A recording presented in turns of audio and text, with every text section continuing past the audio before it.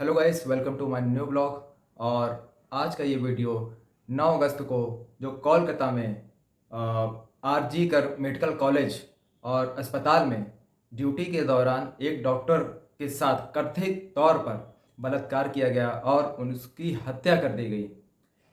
इस हत्या के कारण देश में काफ़ी बवाल चल रहा है और हम सब डॉक्टरों ने, पूरा मेडिकल स्टाफ ने आज प्रयागराज के सुभाष चौराहे पर एक प्रदर्शन किया है। आइए दिखलाते हैं थोड़ी सी उसकी झलक।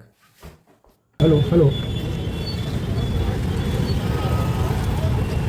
तो नीचे कर दो इसको। हाँ हेलो हेलो।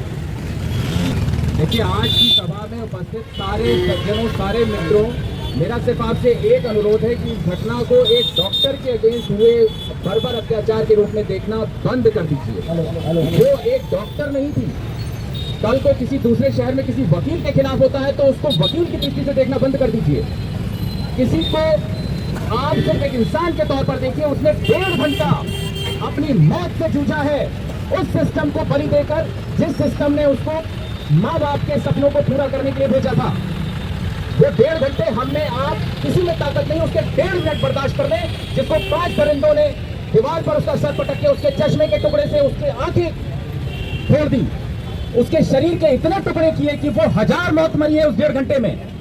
और आप और हम अगर इसको सिर्फ इस मुद्दे से देखते हैं कि हम यहाँ पर इसलिए खड़े हैं क्योंकि हम डॉक्टर हैं, तो आपको और हमको इस समाज में जीने का हक नहीं है। वो बंगाल जिसने सुभाष चंद्र बोस को जन्म दिया, वो बंगाल जिसने मेघनाथ साहा को जन्म दिया, वो बंगाल जिसने विवेकानंद को जन्म दिया, वो बंगाल आज कैसे ऐसा हो गया कि एक अभी कोरमंगला में, बंगाल कर्नाटक में एक पीजी की लड़की को एक लड़के ने चाकू से रेत दिया। उसके आसपास लड़कियां आती थी, भाग के चली जाती थी और वो लड़की 1.5 घंटे तड़प के मर गई। वो किसी की बच्ची थी और उसका कसूर क्या था कि उसने अपनी सहेली से कहा था कि ये जो लड़का तुम्हारे साथ घूमता है वो अच्छा नहीं है, और उस लड़की को उस लड़के ने पीजी में घुसकर चाकू से मार दिया। क्यों? क्योंकि हमारा समाज नपुंसक था। अगर जघन्य अपराध पर प्रतिक्रिया व्यक्त करने के लिए, अपनी नाराजगी, अपना विरोध, अपना एक रिजेंटमेंट प्रोड्यूस करने के लिए, प्रस्तुत करने के लिए आप सबकी उपस्थिति हम सबके उत्साह को और बहुत बढ़ा रही है।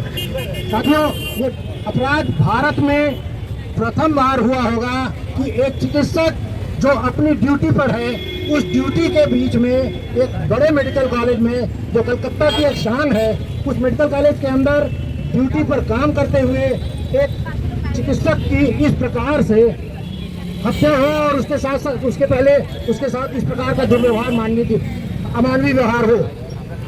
साथियों, एक घटना हमें उद्वेलित करती है। हम अगर इससे प्रेरित होकर अपने अंदर वो एक ज्वालामुखी नहीं उत्पन्न कर सकते तो हमारा मनुष्य होना, हमारा खून नहीं है, हमारा खून पानी है।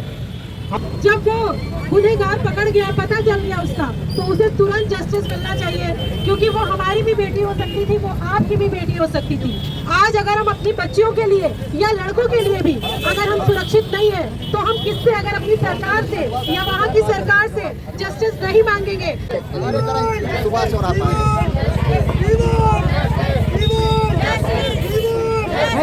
फिर से दिक्कत हुई, फिर से ऐसे कोशिश की गई लेकिन वो बच गई। हम सभी को ये सोच लेना चाहिए, प्रण लेना चाहिए कि ऐसी सरकारों को हम आगे ही ना आने दें। बंगाल में जो सरकार है वो उसने अत्याचार के अलावा कुछ भी नहीं किया है। जब इस कांड का खुलासा होता है तो उसने लीपापोती की सबूत मिटाने का प्रयास किया।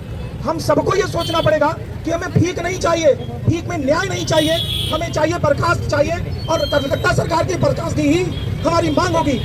ये आंदोलन एक दिन में खत्म नहीं होना चाहिए।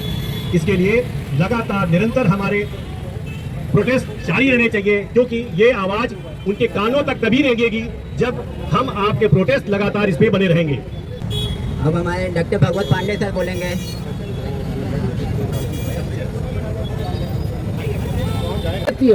उस सरकार से हम कैसे उम्मीद कर सकते हैं? तो और मेरी तरफ से और देशवासियों की तरफ से मैं केंद्र सरकार और राज्य सरकार को यही कहना चाहूँगा कि आप जल्दी से जल्दी मुजरिमों को फांसी की सज़ा देकर न्याय दें, ताकि आगे चलकर ऐसी घटना और किसी के साथ ना हो सके। धन्यवाद। जय श्री राम।